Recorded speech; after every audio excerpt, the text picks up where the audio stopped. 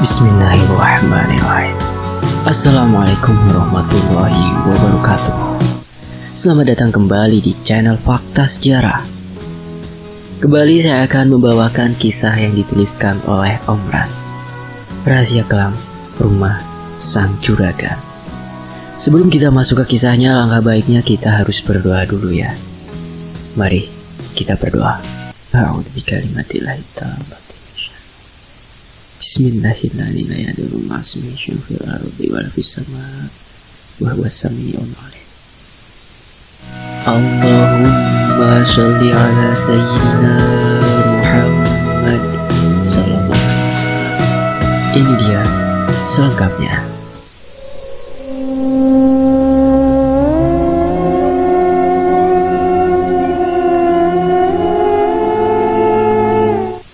Pada tahun 1999 di Pulau Kalimantan. Sebut saja namanya Pak Karna. Dulu usia beliau itu kira-kira sekitar 40 sampai 50 tahunan. Tapi yang namanya juga juragan, orang kaya, jadi kerjaannya tidak seberat kita-kita yang tiap hari kerja banting tulang di Pahumaan. Dan meskipun sudah berumur, tapi tetap kelihatan awet muda. Tidak seperti saya ini. Usia 50 tahun kelihatannya sudah seperti 70 tahun lebih. Ujar Pak Rahmat, memulai ceritanya di sebuah warung kopi yang terletak tidak begitu jauh dari area persawahan tersebut. Sembari mencelupkan roti isi coklat ke dalam kopinya, Pak Rahmat kemudian melanjutkan ceritanya. Pak Karna dan keluarganya itu sangat baik pada warga desa. Semua pemuda-pemuda desa ini, termasuk saya dulu, dikasih pekerjaan dengan upah yang lumayan tinggi. Waktu itu, di tahun 99, 10.000 rupiah per hari kerja. Di tahun itu kalau di tempat orang lain, upah sehari paling banyak cuma 5 ribuan. Lanjut Pak Rahmat seraya menghela nafas panjang. Mata beliau menatap lurus ke depan. Hamparan padi yang sudah mulai meninggi terlihat sedang dipermainkan oleh semilir. Angin membuat daun-daunnya saling bergesekan satu dan yang lainnya. Pemandangan persawahan yang cukup menyejukkan hati. Sepiring goreng-gorengan disajikan di atas meja oleh ibu-ibu pemilik warung. Aromanya sungguh menggiurkan. Dan saya pun mengambil satu pisang goreng yang masih panas tersebut. Lalu mulai melahapnya sambil mendengarkan cerita dari Pak Rahmat. Pak, besok ke rumahnya Pak Karya ya, ada acara keselamatan, kata Rahmat muda yang memang ditugaskan untuk basaruan atau bagiawan orang, yaitu yang artinya datang dari rumah ke rumah untuk mengundang orang-orang. Iya Mat, saya pasti datang. Rahmat pun kemudian melanjutkan langkahnya untuk mendatangi rumah selanjutnya. Rumah di sana dulu itu jarak satu sama lainnya tidak sedekat sekarang. Tapi lumayan berjarak beberapa meter dulu baru rumah lain. Biasanya jarak tanahnya diisi dengan tumbuhan singkong ataupun pisang dan pepaya. Tangannya terus memegangi uang 20.000 rupiah di kantong celana kainnya. Senyum di bibirnya pun tak sedikit pun memudar. Rupa-rupanya, uang tersebut adalah upah yang diberikan Pak Karna untuk basaruan. Jumlah yang sangat besar bagi Rahmat tempo dulu. Setelah menyelesaikan tugasnya, Rahmat pun berjalan pulang. Di tengah jalan, ia mulai kelelahan dan akhirnya duduk di bawah pohon pepaya. Saat Rahmat menoleh ke atas, nampak buah-buah pepaya itu sangat ranum dan sudah mulai menguning. Ada beberapa di antaranya yang sudah berlubang akibat dimakan hewan. Di depannya terdapat juga pohon-pohon jeruk yang berbuah lebat. Rahmat berdiri dan mengambil sebiji jeruk. Ia cukup mengenal dengan pemilik jeruk tersebut, sehingga berani untuk meminta sebiji atau 2 biji guna penghilang dahaganya. Aroma khas jeruk tercium saat kulitnya mulai dibuka. "Woi, maling buah kau ya," ujar seorang dari arah belakang. Paman, Maaf paman, aku haus, ucap Rahmat. Haha, makanlah. Di sini jeruk-jeruk itu hanya jadi makanan monyet saja. Lihat pepayaku ini, sudah keduluan mereka, kata Paman Husin sembari duduk di samping Rahmat. Enak kau sekarang, Mat, bisa kerja dengan juragan itu. Berapa upahnya Basaruan? Cukuplah paman, buat beli beras dan gula paman, jawab Rahmat malu-malu. Petiklah jeruk itu, Mat, untuk dibawa pulang, ujar Paman Husin sembari menepuk bahu Rahmat. Tanpa ragu-ragu, ia pun memetik beberapa buah jeruk dan mengantonginya dengan baju. Sementara Paman Husin terlihat sedang merinjah kumbai. Paman, aku pamit pulang duluan ya. Terima kasih jeruknya, kata Rahmat yang ditanggapi dengan anggukan oleh Paman Husin. Di rumahnya, kepulangan Rahmat ternyata sudah ditunggu oleh keponakan-keponakannya yang masih kecil-kecil.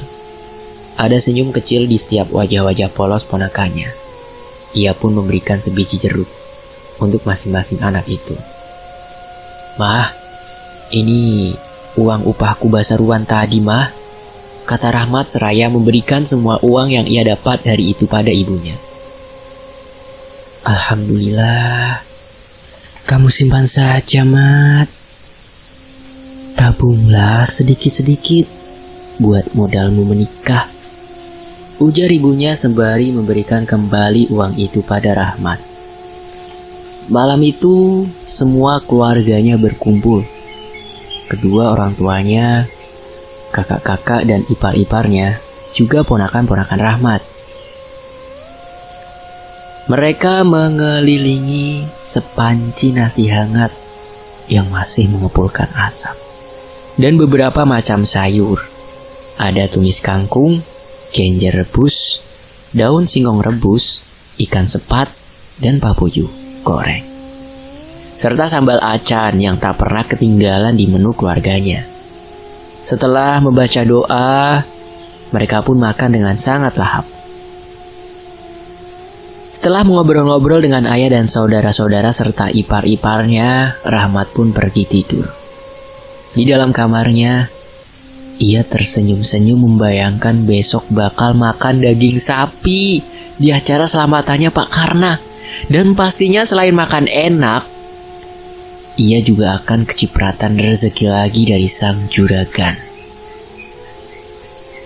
Singkat cerita, pagi-pagi sekali, Rahmat sudah berjalan menuju ke rumah Pak Karna. Dengan langkah tergesa ia berjalan di jalanan berbatu tersebut. Angin dingin terasa menyengat sampai ke tulang.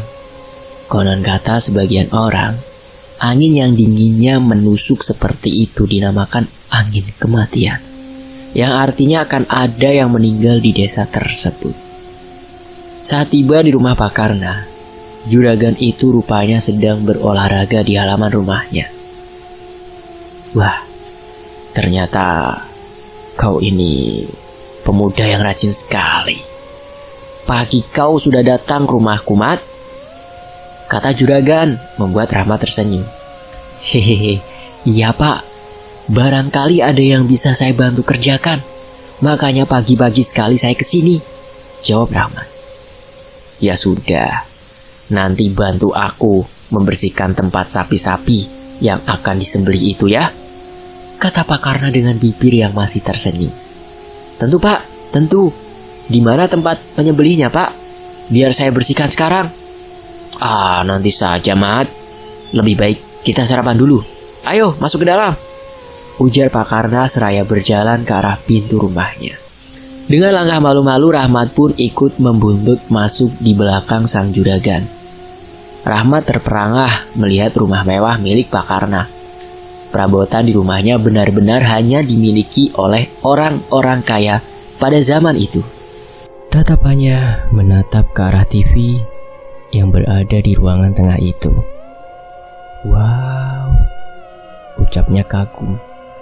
Seketika hayalannya membayangkan dia duduk sambil menonton televisi di rumah itu bersama keluarganya. Betapa bahagianya hidup berkecukupan, punya TV, dan rumah yang mewah. Namun sesaat kemudian, Hayalan terhenti ketika Pak Karna memanggilnya. Dengan langkah tergesa, Rahmat pun berjalan ke arah ruang makan. Dan sekali lagi, ia dibuat terperangah dengan menu-menu yang tersaji di atas meja ulin tersebut. Ada ayam goreng, ikan haruan, wadi sepat siang, beberapa lalap dan sambal. "Ayo Mat, kita makan dulu," ujar Pak Karna sembari tersenyum. Rahmat nampak ragu-ragu untuk duduk sejajar dengan sang juragan tersebut. "Duduklah, tak usah malu-malu. Ini piringnya," lanjut Pak Karna. Rahmat mengambil sesendok nasi dan ayam goreng. Lalu ia makan dengan sangat lahap. "Senang? Mau tiap hari makan di rumahku?" tanya Pak Karna tersenyum. Mendengar pertanyaan itu, Rahmat sedikit gugup. Ia mengira akan dimarahi atau entahlah. Membayangkannya saja ia tak sanggup. "Teruskan makannya, Mat. Aku hanya bertanya padamu. Apa kau ingin bekerja di rumahku dengan upah 150.000 per bulan? Makan dan minum ikut apapun yang aku makan dan minum di sini. Kerjamu hanya membantu memotong rumput, membantu membersihkan rumah. Bagaimana?" "Mau Pak, saya mau," jawab Rahmat yang tersedak. "Baguslah kalau begitu Mat. Ayo makan yang banyak, biar semangat nanti kerjanya," kata Pak Karna. Saat matahari mulai menyengat, beberapa warga yang laki-laki datang ke rumah Pak Karna untuk membantu menyembelih sapi-sapi yang akan dimasak hari itu. Setelah sapi-sapi sudah disembelih, mereka pun beramai-ramai memotong dagingnya dan memisahkan antara kulit serta daging. Sementara para ibu-ibu sedang menyiapkan bumbu-bumbu untuk memasak daging-daging sapi tersebut. Singkatnya, sehabis Isya, acara selamatan pun dimulai. Orang-orang mulai berdatangan ke rumah Pak Karna, tak terkecuali keluarga Rahmat. Sebelum membaca doa, Pak Karna mengatakan sesuatu pada tamu-tamunya. "Seminggu lagi saya akan pergi keluar pulau untuk perjalanan bisnis. Dan rumah ini saya percayakan pada 2 ART saya dan juga Rahmat. Mereka akan menjaga rumah saya selagi saya tidak ada di sini. Jadi malam ini saya menggelar acara selamatan guna untuk meminta doa pada kalian semua. Semoga perjalanan saya kali ini selamat sampai ke tujuan dan cepat bisa kembali ke sini lagi," kata Pak Karna. Dan para tamu-tamu pun mengaminkan apa yang diucapkan oleh Pak Karna. Lalu selanjutnya doa selamat pun mulai dibacakan oleh seorang ustadz. Hidangan demi hidangan disajikan untuk para tamu-tamu, dan sebagian dibungkus untuk diberikan nanti ketika tamu-tamunya akan pulang. Berbagai macam kue dan buah-buahan mahal juga ikut dihidangkan. Rahmat yang sedari tadi sibuk basah surungan pun baru sempat kebagian makan. Ia mengambil beberapa macam masakan daging dan sepiring penuh nasi. Ia makan di pojokan dengan sangat lahap, karena pada masa itu orang-orang biasa sangat jarang sekali bisa makan daging, kecuali saat hari raya Idul Adha ataupun ada orang kaya yang mengadakan acara-acara tertentu seperti pernikahan ataupun bahaul. Sekitar pukul 10 malam, setelah menyelesaikan tugasnya, Rahmat pun menemui Pak Karna untuk berpamitan. "Rusdah, bungkuskan daging dan nasinya untuk Pak Rahmat ya," ujar Pak Karna seraya mengeluarkan sebuah amplop putih dari saku bajunya. Sesuatu yang sangat ditunggu-tunggu oleh Rahmat. "Terima kasih Ahmad. Oh ya, ini upahmu sekalian untuk 3 bulan ke depan," kata Pak Karna. Amplop itu lumayan tebal. Rahmat dengan tangan gemetar menerimanya sembari mengucapkan terima kasih. Dari arah dapur, Acil Rusdah keluar membawa beberapa bungkusan plastik yang berisi nasi dan daging. "Terima kasih banyak ya Pak. Saya berjanji akan kerja dengan sungguh-sungguh di rumah Bapak. Sekali lagi, terima kasih banyak Pak," ucap Rahmat.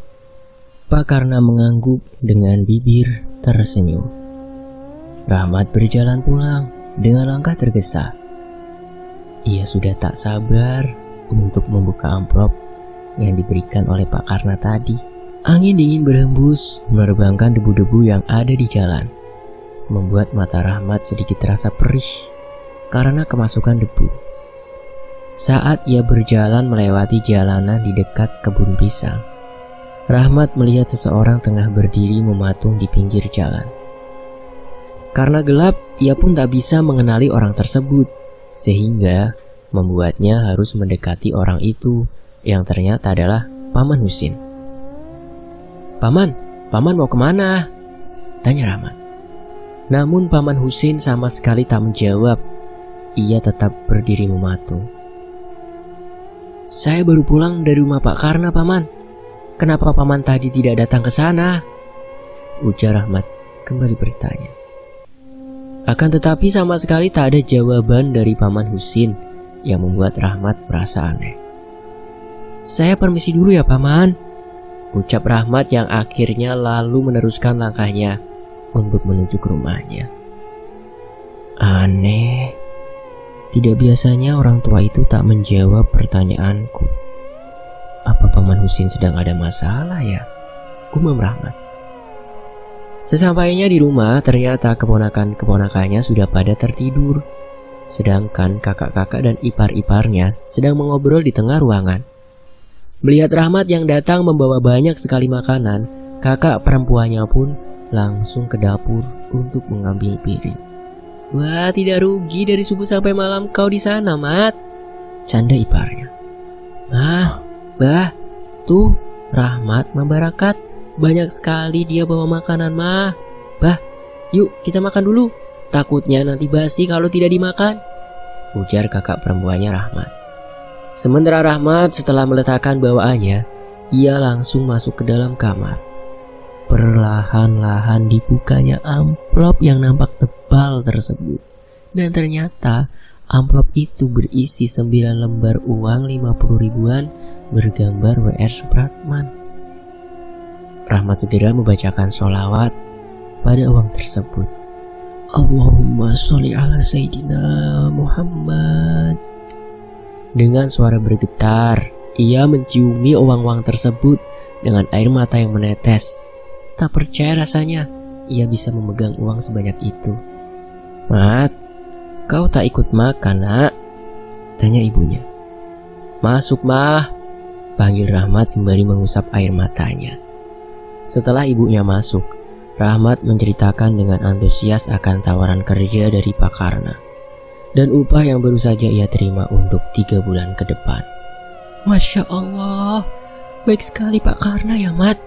Upah juga malah dibayar lebih dulu. Memang juragan itu orang yang baik, dan sepertinya beliau itu tak mau mengambil hak milik orang lain. Kau harus bersungguh-sungguh kerja di situ, Mat. Jangan buat juragan kecewa," kata ibunya. "Pasti, Mah. Aku akan memberikan yang terbaik untuk juragan. Aku juga sudah berjanji untuk kerja sungguh-sungguh di sana. Kalau bisa, untuk selamanya," ucap Rahmat. "Oh iya, Mah. Mumpung aku ada uang, ini ambillah untuk Uma dan Abah.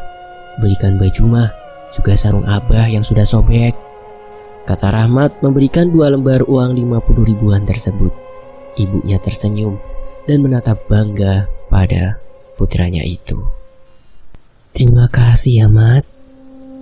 Uang ini akan Uma pergunakan sebaik-baiknya," kata ibunya seraya beranjak dari duduknya dan memasukkan uang tersebut ke dalam salipi. Salipi itu sebutan untuk dompet kecil di beberapa daerah yang ada di Kalimantan. Lalu ibunya Rahmat pun memasukkan salipi tersebut ke dalam bajunya dan menusukkan dengan cuk baju di tali kutang agar tak jatuh ataupun hilang. Keesokan harinya, Rahmat pagi-pagi sekali selepas sholat subuh langsung pergi ke rumah Pak Karna. Ia membawa parang dan seceret air putih. Sesampainya di rumah tersebut, Rahmat langsung memotong rumput-rumput di sekeliling rumah tersebut. Hingga saat Pak Karna keluar rumah, ia kaget ketika melihat Rahmat sedang memotong rumput-rumput yang mulai panjang di halaman rumahnya. Benar-benar pemuda yang rajin kau ini, Mat. Bahkan sebelum matahari muncul, kau sudah bertempur dengan rumput-rumput liar itu, puji Pak Karna. Rahmat tersenyum malu-malu mendengar perkataan sang juragan. Hehehe, iya Pak, biar selesai ini bisa bantu-bantu Acil Rusdah di dapur, jawab Rahmat. Ya sudah, aku mau keliling-keliling dulu, olahraga, kata Pak Karna. Setelah anak dan istrinya keluar dari dalam rumah, lalu mereka pun mulai berjalan kecil meninggalkan halaman rumah. Sekitar pukul 8 pagi, Rahmat sudah menyelesaikan pekerjaannya memotong rumput dan dilanjutkan dengan membantu Acil Rusdah meletakkan piring-piring bekas selamatan kemarin ke dalam ruangan penyimpanan. Rahmat, kau sudah sarapan? Tanya Pak Karna. Sudah Pak, baru saja, jawab Rahmat pelan. Oh ya Mat, nanti malam kemungkinan pohon-pohon bunga yang kubeli akan datang. Jadi besok tolong tanam pohon-pohon itu ya Mat, kata Pak Karna. Siap Pak, nanti setelah ini saya gali tanahnya dulu, jadi biar besok tinggal tanam. Tidak usah terburu Mat, nanti kau kelelahan. Selepas maghrib, Rahmat pulang. Bajunya yang tadi basah oleh peluh mulai mengering karena angin segar yang berhembus tanpa henti. Malam itu tidak seperti biasanya. Jalanan sangat sepi. Tak ada orang-orang yang pulang dari kebun ataupun sawah. Sesampainya di rumah, Rahmat dikagetkan dengan kabar duka dari Paman Husin yang ternyata sudah meninggal tadi malam sekitar pukul 9 malam. Dan orang tua Rahmat baru saja mengetahuinya tadi pagi. Rahmat tertegun. Nafasnya mulai terasa sesak. Kalau Paman Husin meninggal jam 9 malam, lalu siapa yang aku lihat tadi malam? Batin Rahmat. Itu adalah kali pertama dalam seumur hidupnya mengalami kejadian seaneh itu. Mat, kenapa kau bengong begitu? Tegur ibunya. Rahmat menggeleng. Ia enggan menceritakan apa yang sudah ia alami pada ibunya.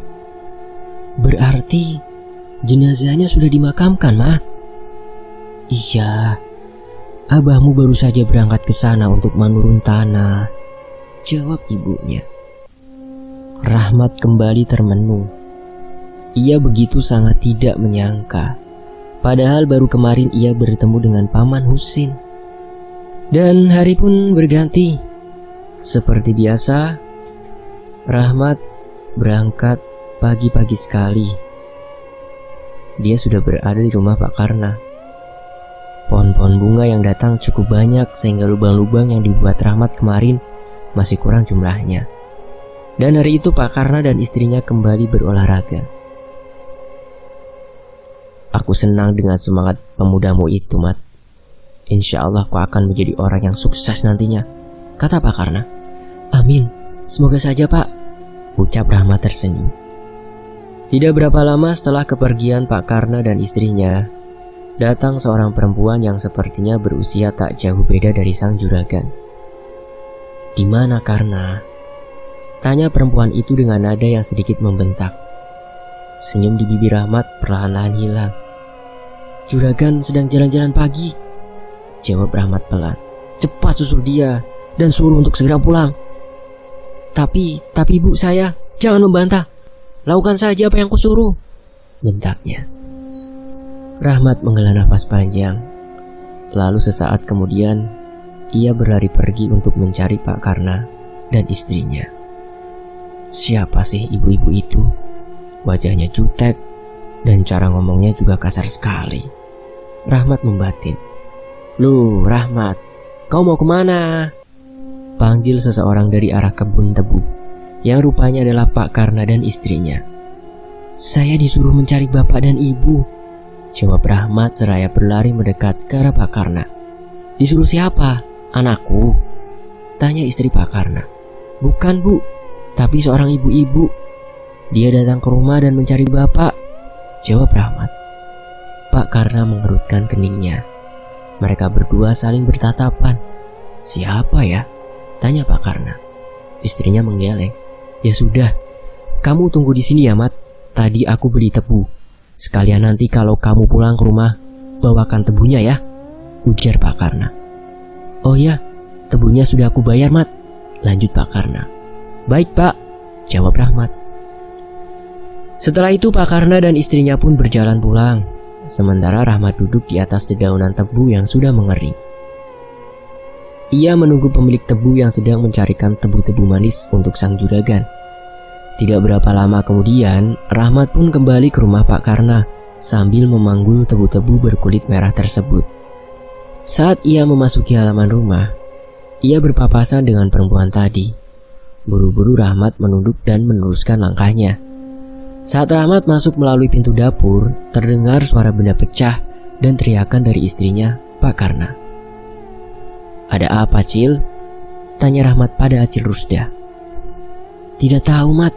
Sepertinya sedang berkelahi," bisik Acil Rusda. "Semoga semuanya baik-baik saja ya, Cil," kata Rahmat sembari menyeka keringatnya dengan punggung tangan. "Amin." Siang itu makanan di meja yang dihidangkan Acil Rusda sama sekali tak tersentuh. Pak Karna terlihat duduk di ruang tengah sambil memijit-mijit kepalanya. Wajahnya terlihat sangat dingin, tidak seperti biasanya. Rahmat sendiri pun tak tahu apa penyebab majikannya tersebut begitu. Beberapa saat kemudian terlihat istrinya menuruni anak tangga dengan membawa sebuah tas besar. Rahmat yang sedang menyapu lantai dibuat deg-degan melihat hal itu. Ya Allah, apapun permasalahan Pak Karna dan istrinya, semoga hubungan mereka baik-baik saja. Jangan sampai terjadi perpisahan ya Allah, batin Rahmat. Pak Karna yang melihat istrinya akan segera pergi, bergegas menahan sang istri. "Rahmat, kunci pintunya!" teriak Pak Karna, membuat Rahmat gemetar dan bergegas lari ke arah pintu.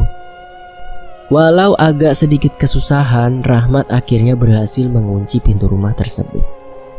Sementara Pak Karna nampak sedang memelas-melas pada istrinya agar tidak pergi kemana-mana.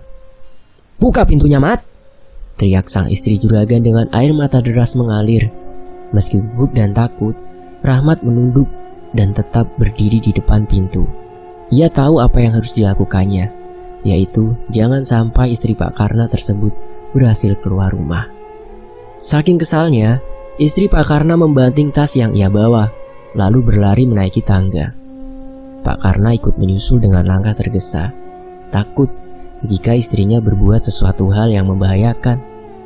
Rahmat masih berdiri mematung sambil menggigit-gigit bibirnya ketika Acil Rusda memanggil. "Mat, iya Cil, juragan kenapa?" tanya Acil Rusda. Rahmat menggeleng. Ia sendiri pun tak tahu penyebabnya, tapi kuat dugaan kalau perkelahian Pak Karna dan istrinya itu ada kaitan dengan perempuan berwajah jutek yang datang tadi. Entahlah, masalah orang kaya terlalu rumit untuk dimengerti. Menjelang jam pulang, Rahmat lama sekali menunggu Pak Karna karena untuk pamit. Namun sang juragan itu sama sekali tak terlihat sejak tadi. "Cil, aku pulang dulu ya, sudah larut," kata Rahmat akhirnya berpamitan pada Acil Rusda. "Iya, Mat," jawab singkatnya. Keesokan harinya, seperti biasa, selepas sholat subuh, Rahmat sudah berada di rumah Pak Karna. Ia menyiram tanaman-tanaman yang ada di halaman rumah tersebut. Namun hari ini, sama sekali tak terlihat Pak Karna dan istrinya yang akan berolahraga seperti hari-hari biasanya. Pikiran Rahmat cuma satu, yaitu mungkin mereka masih bertengkar.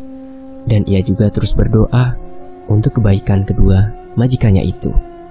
Sekitar pukul 10 pagi, Pak Karna turun dari lantai atas dan duduk di depan meja makan dengan raut wajah yang sangat sedih. "Mau kopi, Pak?" tanya Rahmat. Pak Karna menggeleng, lalu mengajak Rahmat untuk duduk di dekatnya. "Mat, istriku pergi meninggalkan kami. Dia pergi," ucap Pak Karna lirih terdengar. Rahmat tertegun, seolah tak percaya dengan apa yang baru saja ia dengar. Ia tak menyangka jika majikan perempuannya akan benar-benar pergi. Sabar ya Pak, mungkin ibu cuma mau menenangkan pikirannya saja. Nanti setelah keadaannya tenang, ibu pasti kembali lagi ke rumah ini untuk bapak dan anak-anak, kata Rahmat. Amin. Oh ya, besok atau lusa saya dan anak-anak akan berangkat. Kalau sewaktu-waktu saya tidak ada di rumah dan istriku pulang, tolong beritahu dia untuk menunggu kami ya Mat, ujar Pak Karna. Iya Pak, pasti. Saat Rahmat baru sampai di rumah Pak Karna, ia melihat sebuah mobil sedan terparkir di halaman. Rahmat nampak terkagum-kagum melihat mobil tersebut. Mat, tolong bantu saya angkatkan tas-tas ini ke dalam mobil, panggil Pak Karna. Dengan cekatan, Rahmat langsung mengambil alih tas-tas bawaan Pak Karna dan anaknya, lalu memasukkannya ke dalam mobil. Pak Karna rupanya tak menyetir sendiri. Beliau diantar oleh seorang laki-laki yang baru pertama kali itu Rahmat lihat. Saya pergi dulu ya Mat, kalian baik-baik di sini ya. Kerjanya jangan terlalu capek, pikirkan kesehatan, ujar Pak Karna pada ART-ART-nya termasuk Rahmat. Ya Pak, semoga Bapak dan anak Bapak selalu sehat dan selamat sampai ke tujuan. Selama Bapak tidak ada, saya akan tidur di sini buat jaga-jaga Pak, kata Rahmat. Pak Karna tersenyum, lalu menepuk pelan bahu Rahmat sebelum ia masuk ke dalam mobil. Setelah mobil yang dinaiki Pak Rahmat itu pergi, suasana sepi dan hening mulai terasa. Acil Rusdah bergegas masuk ke dalam rumah untuk melanjutkan pekerjaannya. Sementara Rahmat mulai menyapu seluruh ruangan yang ada di dalam rumah. Namun tidak seperti biasa. Ruangan gudang yang berada di bawah tangga terkunci sangat rapat. Padahal peralatan kebun dan cangkul berada di ruangan tersebut.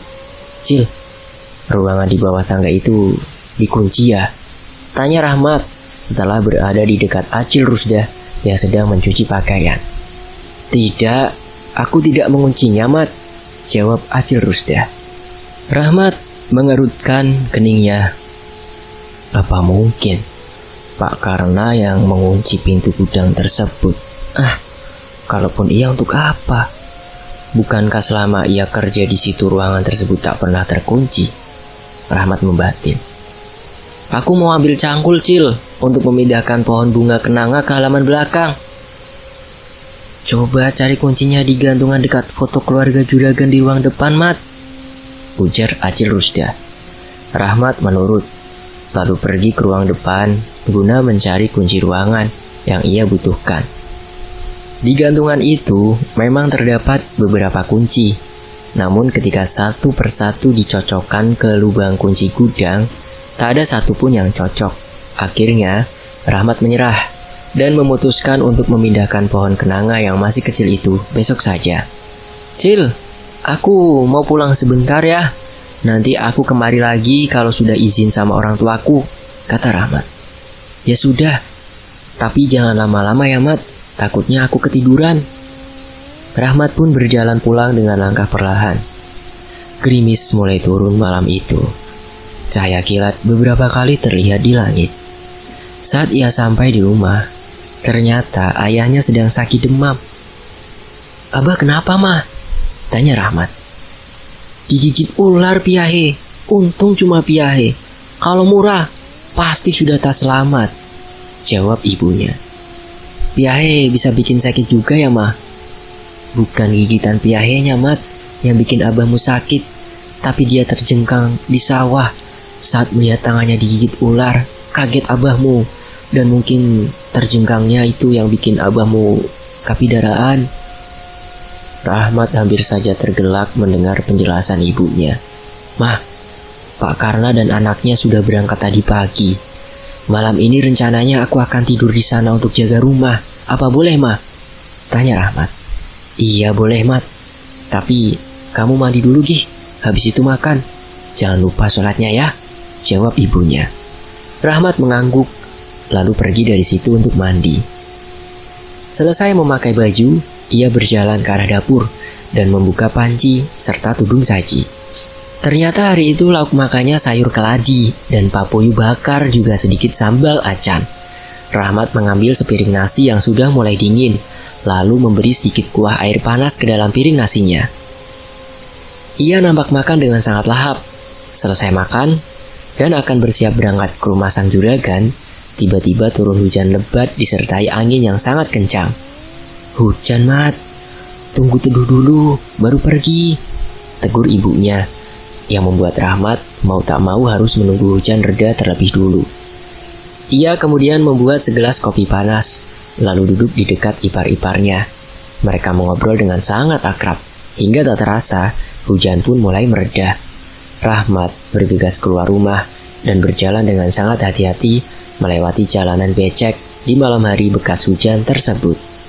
Sesampainya di halaman rumah Pak Karna, Rahmat melihat sekelebat bayangan berjalan di teras atas atau lantai 2. "Cil, Acil!" teriak Rahmat memanggil sosok tersebut yang ia kira adalah Acil Rusda itu. Dan saat matanya fokus ke atas, tiba-tiba pintu terbuka. Dan di sana berdiri Acil Rusda yang memakai sarung di seluruh tubuhnya. "Ada apa kau teriak-teriak, Mat? Aku belum tidur dan juga tidak tuli," ujar Acil Rusda. Rahmat kembali menatap ke atas dan tak ada siapa-siapa di sana. "Kau mau masuk tidak?" Suara Acil Rusda mengalihkan kebingungannya. "Tadi aku lihat ada orang di atas. Aku kira itu Acil," kata Rahmat. "Ah, matamu itu, Mat, salah lihat. Orang Acil dari tadi duduk di situ tuh, gak kemana-mana." Perasaan takutnya mulai terasa. Namun cepat-cepat ia tepis. "Oh, apa jangan-jangan ibu juragan sudah pulang, Cil?" Acil Rusda menggeleng. Sambil menguap, ia mengunci pintu rumah lalu pergi ke dalam kamarnya yang terletak di dekat dapur. Lalu beberapa saat kemudian, ia keluar lagi sembari membawa kasur tipis untuk Rahmat. "Nih tilam sama bantal dan selimutnya. Aku tidur duluan ya, Mat, ngantuk," ujar Acil Rusda sebelum pergi. Rahmat tidur di dekat bangku rotan. Ia menggelar kasur dan mulai membaringkan tubuhnya. Dalam suasana remang-remang seperti itu, rasa kantuk mulai menyerangnya. Dan untuk beberapa saat kemudian, ia pun terlelap. Dini hari, Rahmat terbangun karena tubuhnya digoyang-goyang oleh Acil Rusda. "Ada apa, Cil?" tanya Rahmat. "Ada orang di rumah, Mat. Tadi pas aku ke dapur, aku melihat ada orang berdiri di depan gudang itu." "Orang? Rumah dikunci kan?" "Iya, dikunci. Aku tidak tahu kenapa bisa sampai ada orang masuk. Mungkin saja itu maling, Mat." Mendengar kata maling, Rahmat sedikit khawatir. Ia mengucak-ngucak matanya dan berjalan pelan ke arah gudang yang dimaksudkan Acil Rusda. "Kita periksa dulu ke sekeliling rumah, biar gak was-was, Mat." Semua ruangan serta pintu dan jendela yang ada di rumah itu aman-aman saja. Tak ada tanda-tanda orang masuk. "Aman, Cil. Tidak ada tanda-tanda maling," kata Rahmat yang membuat Acil Rusda bisa bernafas lega. Tak terasa, hari demi hari sudah berlalu. 4 hari sudah semenjak kejadian aneh di malam itu. Acil Rusda dan Rahmat terlihat sedang berada di depan pintu gudang yang terkunci. Ada aroma-aroma tak sedap dari dalam ruangan tersebut yang mengganggu keduanya. "Aku tidak berani, Cil, membuka paksa pintu itu," ujar Rahmat. "Tapi aku penasaran dengan bau busuk ini, Mat." "Ah, paling juga bangkai tikus, Cil. Maklumlah sudah 4 hari yang tak terbuka." "Iya ya, Mat. Mungkin tikus." Malam harinya, mereka berdua duduk di atas meja makan, sembari bercerita tentang kehidupan mereka masing-masing. Tiba-tiba terdengar suara benda jatuh dari arah tangga. Rahmat dan Acil Rusda bergegas berlari ke arah tangga. Dan ternyata sebuah kursi yang harusnya berada di depan pintu kamar Pak Karna malah terjatuh ke lantai bawah. Keduanya saling berpandangan. Lalu Rahmat langsung berlari menaiki tangga karena mengira itu adalah ulah dari maling yang ingin menjara barang-barang yang ada di rumah itu. Namun seperti yang sudah-sudah, setelah dicek, tidak ada tanda-tanda orang lain di dalam rumah itu. "Aman, Mat?" Tanya Acil Rusda yang menyusulnya ke atas. Aman, Cil. Pintu dan jendela masih terkunci. Semakin hari, rumah ini rasanya makin aneh ya, Mat. Padahal semenjak pertama aku masuk kerja jadi pembantu di sini, sama sekali tak pernah ada kejadian-kejadian seperti ini sebelumnya. Rahmat menggeleng pelan, sembari berkata, entahlah, saya bahkan sudah berkali-kali mengalami hal-hal aneh semenjak mulai kerja di sini. Setelah merasa aman dan tenang, mereka pun memutuskan untuk tidur karena mata keduanya sudah mulai terasa berat. Setelah menggelar kasurnya, Rahmat mulai memejamkan mata. Dari arah luar terdengar suara hujan yang diiringi dengan suara petir dan kilat yang menyambar-nyambar. Tepat tengah malam, Rahmat terbangun setelah sebelumnya bermimpi bertemu dengan Pak Karna dan anak istrinya yang sedang berolahraga di sebuah tempat yang sangat aneh. Keringat dingin membasahi tubuh dan wajah Rahmat, dan tidak lama kemudian terdengar suara teriakan dari arah kamar Acil Rusdah yang membuat Rahmat terkejut. Meski kepalanya masih agak pusing, Rahmat langsung berlari ke arah kamar Acil Rusdah. Beberapa kali ia mendobrak-dobrak pintu kamar tersebut, namun tak juga dibuka.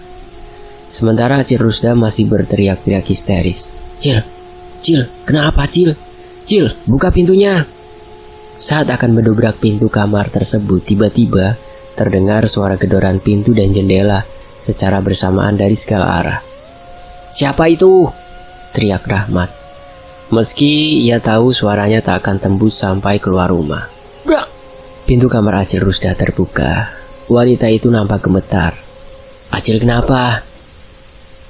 Ada perempuan, Mat. Dia masuk ke sini. Dia mau menyakitiku. Dia membawa pisau, ujar Acil Rusdah dengan sangat gugup dan ketakutan. Rahmat masuk ke dalam kamar tersebut, namun ia sama sekali tak menemukan siapa-siapa yang ada di situ. Bahkan jendela saja masih dalam keadaan terkunci dari dalam. Mungkin Acil bermimpi, soalnya tidak ada siapa-siapa di dalam, kata Rahmat menenangkan.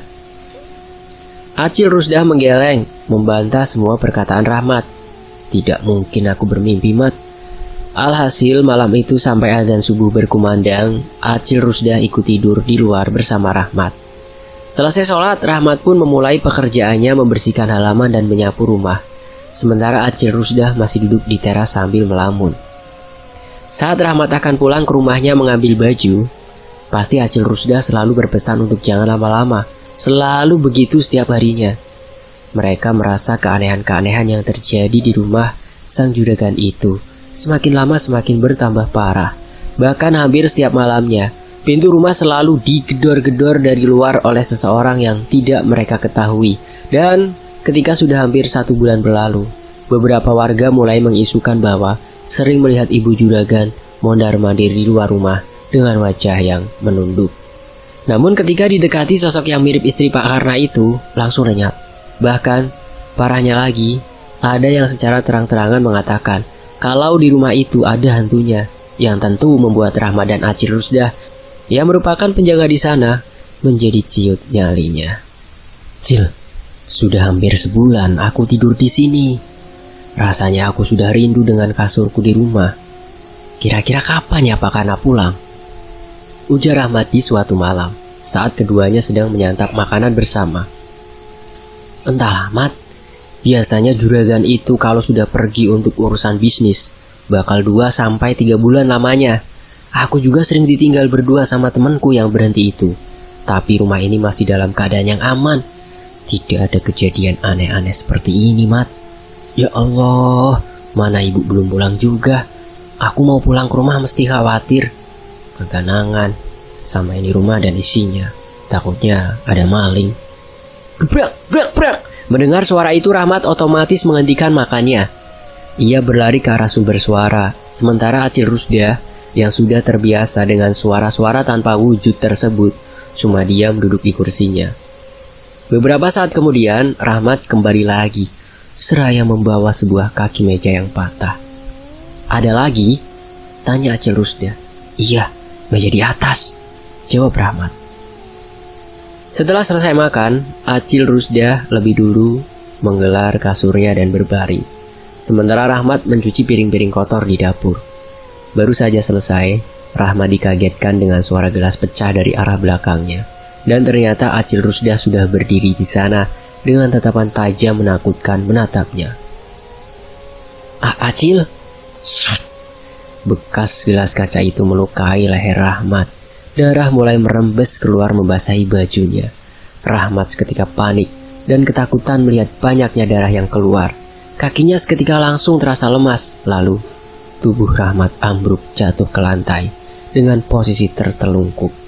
Saat ia terbangun, Rahmat melihat sudah banyak sekali orang-orang berada di sekitarnya, termasuk orang tuanya. Syukurlah kau tak apa-apa, Mat. Umah khawatir sekali dengan keadaanmu, ucap sang ibu. Rusdah menemukanmu sudah dalam keadaan tak sadarkan diri di dapur. Dia berteriak dari rumah ke rumah meminta tolong, sampai akhirnya mereka membawamu kemari, Mat. Rahmat menelan ludahnya yang terasa pahit. Entah sudah berapa lama ia tak sadarkan diri. Acil Rusdah di mana? Tanya Rahmat. Terakhir kemarin dia bilang ingin berhenti kerja di rumah juragan. Dia cuma bilang begitu, dan karena abahmu takut rumah juragan tak ada yang jaga, akhirnya ia dan iparmu yang jaga di sana. Rahmat menghela nafas lega. Luka di lehernya masih terasa sakit. Untung saja lukanya tidak terlalu parah. Keesokan harinya, Rahmat menyusul sang ayah dan iparnya ke rumah Pak Karna. Setelah sampai di sana, rupanya sang ayah sedang menyapu halaman rumah tersebut. Melihat kedatangan Rahmat, ayahnya terlihat langsung mengembangkan senyum. Malam harinya, mereka bertiga duduk di tengah rumah, tepat di atas susunan kasur. Mat, di dalam gudang itu ada apa sih? Aku pernah melihat perempuan masuk ke situ. Celep, itu aja nembus pintu, ujar iparnya. Iya, Mat. Abah juga beberapa kali melihat perempuan di lantai atas. Beberapa barang juga sering jatuh dari atas. Abah kamu juga pernah mengalami yang seperti itu, Mat? Rahmat menghela nafas panjang. Lalu kemudian ia menceritakan apa yang sudah pernah ia alami di rumah itu dari awal. Tapi gudang itu isinya cuma sebagian barang-barang yang masih baru atau yang jarang dipakai disimpan di situ. Tidak ada yang aneh. Aku sering masuk ke sana sebelumnya, kata Rahmat. Lalu kenapa dikunci? Tanya iparnya. Rahmat menggeleng. Ia sendiri pun tak tahu alasan kenapa gudang itu dikunci saat Pak Karna pergi. Kira-kira kapan Pak Karna pulang ke sini lagi? Aku tidak tahu. Beliau cuma bilang mau pergi, tidak bilang kapan akan kembali, jawab Rahmat. Hari-hari terus berganti. 2 bulan sudah Pak Karna tak pulang. Bahkan kabar dari istrinya pun tak pernah ada. Dan selama itu pula lah Rahmat dan keluarganya bergantian berjaga di rumah tersebut. Namun, suatu hari, iparnya jatuh sakit setelah pulang dari rumah Pak Karna. Dan malam itu ayahnya tak bisa menemani Rahmat berjaga, karena harus berjaga di ladang. Jadilah malam itu Rahmat sendirian di rumah besar tersebut. Beberapa kali ia mencoba memejamkan matanya, namun tak sedikit pun ia terlelap. Rasa was-was dan takut sangat kuat ia rasakan. Ditambah lagi suara-suara tanpa wujud seperti berlarian di sekitarnya. Suara gagang pintu diotak-atik oleh seseorang. Rahmat berjalan dengan perlahan ke sumber suara yang ternyata berasal dari dalam gudang. Jantung Rahmat mulai berpacu dengan sangat cepat. Ia berdiri mematung, menatap ke arah pintu untuk beberapa saat. Hingga terdengar suara tawa cekikikan dari lantai atas. Suara itu mirip sekali dengan suara tawa anaknya Pak Karna. Bulu kuduknya langsung meremang. Sekujur tubuhnya terasa dingin dan gemetar. Tanpa pikir panjang, Rahmat lari terbirit-birit ke arah pintu utama. Dengan tangan gemetar, ia membuka pintu tersebut. Dan setelah berhasil, ia lari meninggalkan rumah itu. Saat ia kembali menoleh ke arah teras lantai 2, terlihat 2 sosok yang tengah berdiri sambil menatapnya yang sepintas sangat mirip dengan sang juragan. Setelah kejadian malam itu, Rahmat jatuh sakit selama seminggu. Dan selama seminggu itu pula ayahnya lah yang menggantikan Rahmat bekerja di rumah besar milik sang juragan tersebut. Namun hanya di siang hari, karena saat malam ayahnya Rahmat akan berjaga di ladang. "Aku tidak berani tidur di rumah itu lagi, Mah.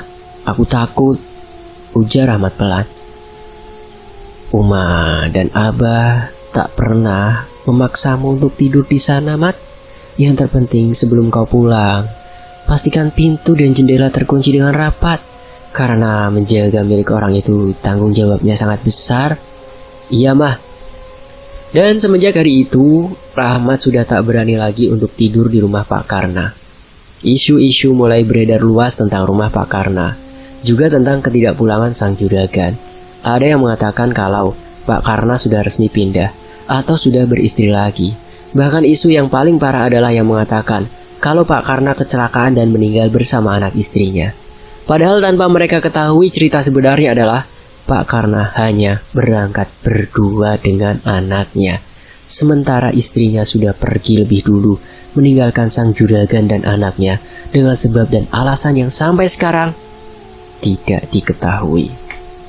Lalu tentang rumah Pak Karna yang mulai dirasa angker. Orang-orang berpendapat kalau itu ulah dari jin pesugihan yang dipelihara oleh keluarga Pak Karna. Dan karena Pak Karna beserta keluarganya tak pernah kembali, makanya jin itu mulai keluar untuk mencari makanannya. Entahlah, Rahmat sendiri tak yakin kalau Pak Karna melakukan pesugihan. Karena seperti yang ia tahu, jika orang melakukan pesugihan, biasanya mereka akan menjadi sangat pelit sekali, berbanding terbalik dengan Pak Karna yang royal. 1 tahun sudah berlalu, kini Rahmat sudah mempunyai pekerjaan lain, sehingga membuatnya hanya sekali-kali saja menjenguk atau membersihkan rumah sang juragan yang mulai terbengkalai. Ia sama sekali tak berani memindah barang-barang berharga di rumah tersebut ke ruangan yang lebih aman, sehingga ia hanya menutupi barang-barang di sana dengan kain-kain bekas agar tak berdebu. Halaman rumah yang dulunya masih terawat, kini pohon-pohon bunganya serta rumput-rumput sudah mulai meninggi. Rahmat terpaksa mencari pekerjaan karena ia juga butuh uang untuk bertahan hidup. Sementara Pak Karna tak pernah lagi terdengar kabarnya semenjak ia pergi. Begitu juga dengan istrinya yang entah di mana keberadaan mereka sekarang. Singkat cerita, hari itu adalah hari di mana Rahmat muda akan pergi merantau ke sebuah tempat pertambangan emas milik warga lokal yang ada di Kalimantan. Sebelum pergi, ia pergi ke rumah sang juragan. Seharian ia bekerja membersihkan halaman rumah dan menyapu seluruh lantai di dalam rumah. Ia juga menambah beberapa kunci tambahan di sekitar pintu dan jendela, agar jika nanti ia pergi, rumah juragan itu tak dibobol maling. Saat hari sudah mulai gelap, Rahmat menuruni tangga rumah tersebut, dan saat menoleh ke arah pintu gudang, terlihat sekelebat bayangan seseorang. Rahmat berjalan pelan ke arah pintu gudang. Ada suara-suara aneh yang ia dengar dari dalam. Kemudian Rahmat perlahan-lahan menempelkan telinganya di daun pintu gudang yang masih tertutup. Terdengar suara seperti ada yang memukul-mukul, membongkar lantai gudang di dalam. Brak-brak, Rahmat memukul 2 pintu tersebut, lalu kembali menempelkan telinganya di pintu, dan suara yang tadi ia dengar mendadak lenyap. Rahmat menghela nafas lega. Dan ia berpikir kemungkinan itu hanyalah ulah dari tikus-tikus yang sudah membuat markas di dalam gudang tersebut. Saat akan berjalan keluar, Rahmat mendengar suara isak tangis seseorang dari dalam gudang. Saat itu keadaan di rumah tersebut sudah lumayan gelap karena hanya ada satu penerangan, yaitu lampu yang dibawa oleh Rahmat. "Aku kemari hanya untuk merapikan rumah ini dan menambah kunci-kunci pengaman, karena besok aku sudah harus berangkat kerja ke tempat yang jauh. Tak ada niatku mengganggu atau mengusik kalian. Tolong jangan ganggu aku," ujar Rahmat. Dan suara tangisan itu menghilang, tapi berganti dengan suara barang-barang terpelanting. Beberapa lampu terjatuh dari atas dan mengenai kepala Rahmat. Merasa keadaan sudah tak aman baginya, Rahmat langsung berlari ke arah pintu.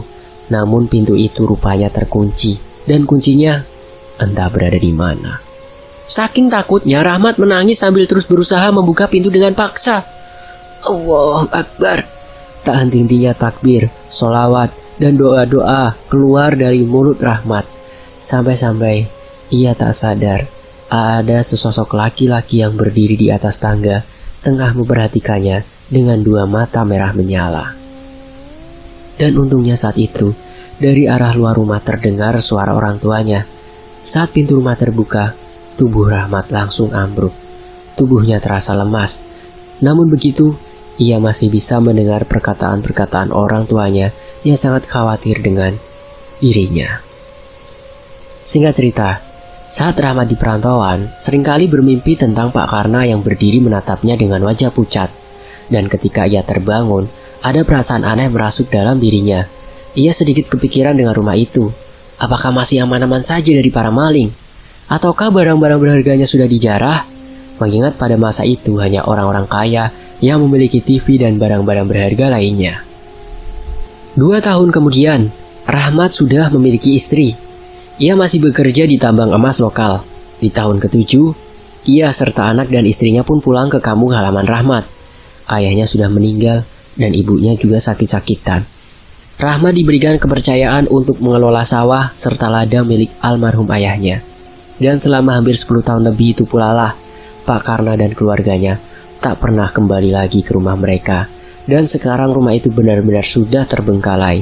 Beberapa jendela sudah dibobol maling, dan barang-barang yang sebelumnya tersusun rapi, kini sudah berantakan di mana-mana.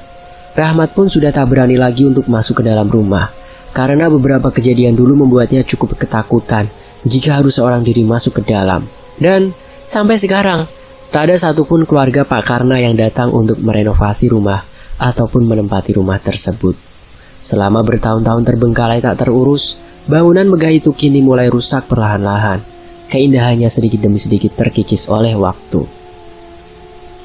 Dan Pak Karna, entah di mana dan kemanakah beliau pergi? Apakah yang dikatakan orang-orang kalau beliau sudah meninggal karena kecelakaan itu benar? Wallahu alam. Tak ada siapapun yang tahu. Dan menurut orang-orang yang pernah masuk ke sana dengan maksud jahat, pasti akan diganggu oleh mereka yang tak kasat mata. Lalu pulang dari sana mereka akan jatuh sakit. Ada yang bilang pernah melihat bapak-bapak mirip Pak Karna, dan ada juga yang mirip istri serta anak-anaknya. Sampai sekarang, saya tidak berani masuk seorang diri ke dalam rumah itu. Meski di halamannya saja, hawanya sudah terasa sangat berbeda. Kata Pak Rahmat mengakhiri ceritanya. Beliau menyeruput kembali kopinya yang sudah mulai dingin. Dan di hari kedua ini, Om Ras juga membawakan sedikit bingkisan untuk beliau yang sudah berbaik hati mau menceritakan pengalaman menyeramkan yang pernah beliau alami dan mengizinkan penulis menuliskannya menjadi sebuah treat di sini. Dan sampai sekarang pintu gudang itu tak pernah dibuka dan isinya pun tak pernah diketahui apa hingga sekarang. Jujur, penulis juga penasaran. Cuma sayang tidak diizinkan untuk membuka pintu tersebut karena Pak Rahmat masih memegang teguh janjinya untuk menjaga bangunan itu dan berharap jika suatu saat nanti anak keturunan Pak Karna akan kembali lagi ke sana. Dan kisah ini selesai. Terima kasih buat teman-teman yang sudah mau menyimak kisah ini di sini. Terima kasih buat Om Ras. Dan sampai jumpa di kisah lainnya. Wassalamualaikum warahmatullahi wabarakatuh. Tetap di Fakta Sejarah.